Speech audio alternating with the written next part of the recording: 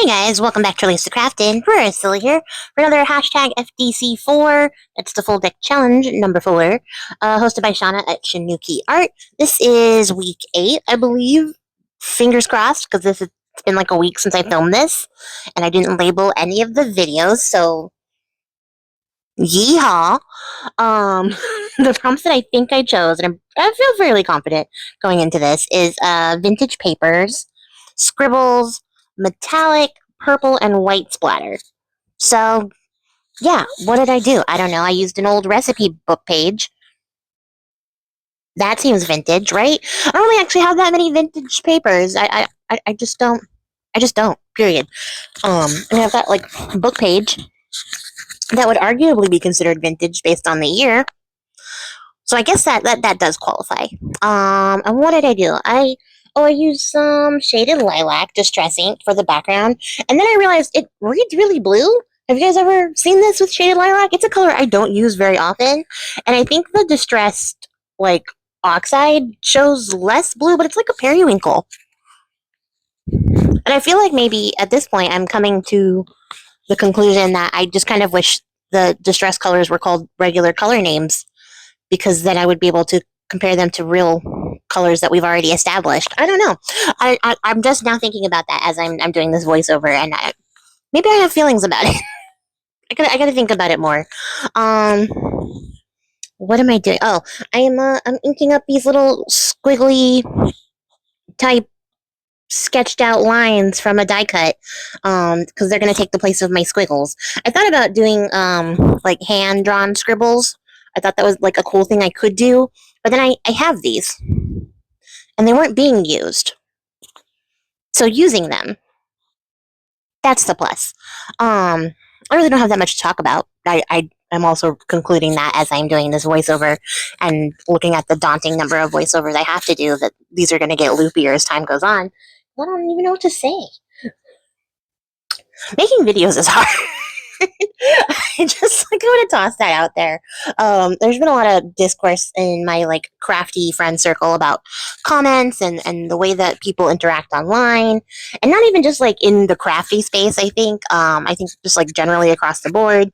The other space I exist in when it's not here is like in fandom.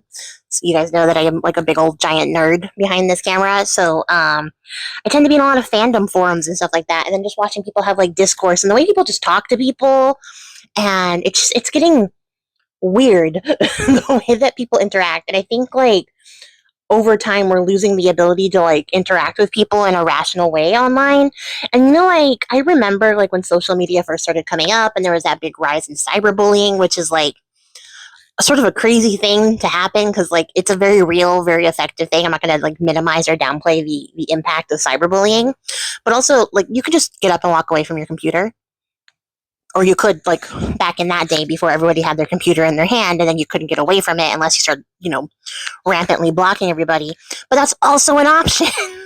So like but like like this thing started back then when people realized that they could hide behind like the mask of anonymity and harass people. They never have to look in the eye, um, from across oceans, from down the block, anywhere in the world. They could harass anybody they wanted to, and essentially it's a get out of jail free card. This medium that we're all existing in, this space that we're existing in, um, and for the most part, that's true. Um, Sometimes it has consequences. You get blocked. You get booted out of certain things.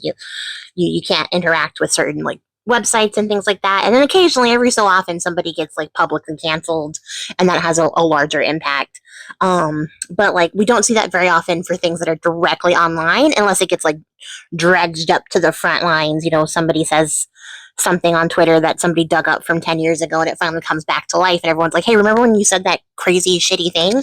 But I think about it here like on YouTube, and the way that people interact with some channels and stuff sometimes, and I see channels and I see things like that, but then I also see like the way that creators respond to people, because the same thing implies on the other side.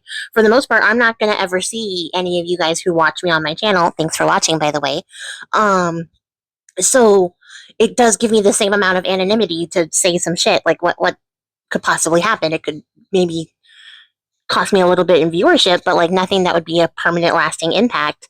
Um, I don't know. I have to continue this in the next video, guys. I'm so sorry because I ran out of time, and we're at the end of this card. And yeah, I made a purple circle to go around this zebra sticker that I found in my stash, which is a really cool sticker, and I've just never used it. It's 3D, it's fluffy, it's cool. But that's all for me, guys. I will catch you in the next one, and maybe I'll bring this topic back up again. Until then, I appreciate your faces. Happy crafting, and goodbye.